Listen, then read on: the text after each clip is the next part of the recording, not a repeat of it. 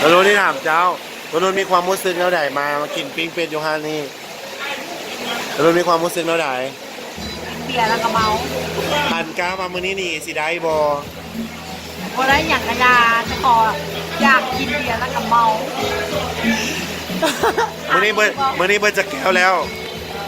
มื้อนี้เมิด6 แก้วแล้ว หกแก้วแล้วครับบางคนนะหกแก้วบ่โอ้แม่นี่นี่หกแก้วเท่ก้ามาเมาบ่ ยังไม่ได้ครึ่งทอง มีอย่างคือได้ยินเสียงซาดๆอยู่เสียงอีหยังนี่นะ ฝนตกพอเลย รุ่นบอกกับเจ้าในมาห้านนี่ตั้งอยู่ไสห้านอย่างซื้อห้านอย่าง อาหารปิ้งเป็ดไออาณาซื้อเบียร์ เมาเลยเมาเลย ซื้อเบียร์6 แก้วแถม2 แก้ว ซื้อลังหนึ่งแถม4 แก้วราคาผู้กันเอง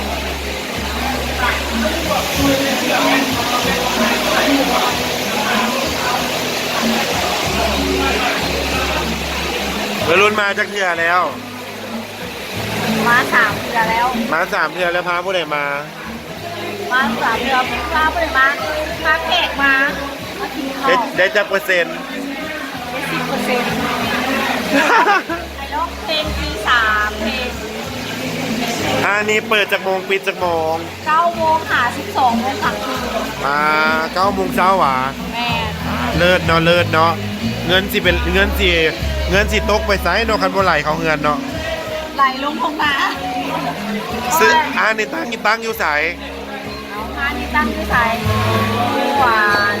หน้าใกล้สวยก็มานางานสังกะสี บะเมืองไหน เมืองไทยธานี เมืองไซซิดที่บอก เศรษฐา รุ่นนี้นะ เศรษฐา โอเค ที่เราลง